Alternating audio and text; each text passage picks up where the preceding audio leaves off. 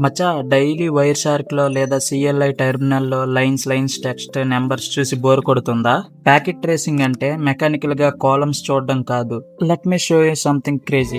Look at this. నేను purely Python code and Scapy engine వాడి ఒక live packet inspection dashboard build చేసా. Local network లో algorithm run అయినట్లే బయట అన్ని డిజిటల్ గా హైవే మీద లైవ్ చిన్న వెహికల్ బైట్స్ లా చేంజ్ అయిపోతాయి. బ్లూ బైట్ వచ్చేసి టీసీపీ, రెడ్ బైట్ వచ్చేసి యూడిపి, గ్రీన్ బైట్ వచ్చేసి ICMP traffic.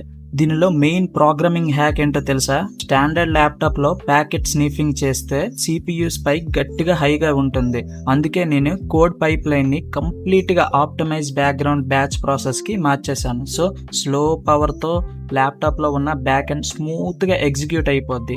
Plus older traffic immediate గా డిసపియర్ అవ్వకుండా ఒక historical slide buffer frame set చేశా. జస్ట్ ఓవర్ వ్యూ చేస్తే చాలు. లైక్ ఇప్పుడు L2 ప్యాకెట్స్ గానీ, L3 ప్యాకెట్స్ గానీ, డేటా ఫ్రేమ్స్ గానీ అన్ని L4 ఫ్లాగ్స్ అన్ని డైనమిక్ గా అవుట్పుట్ డిస్ప్లే అయిపోతాయి.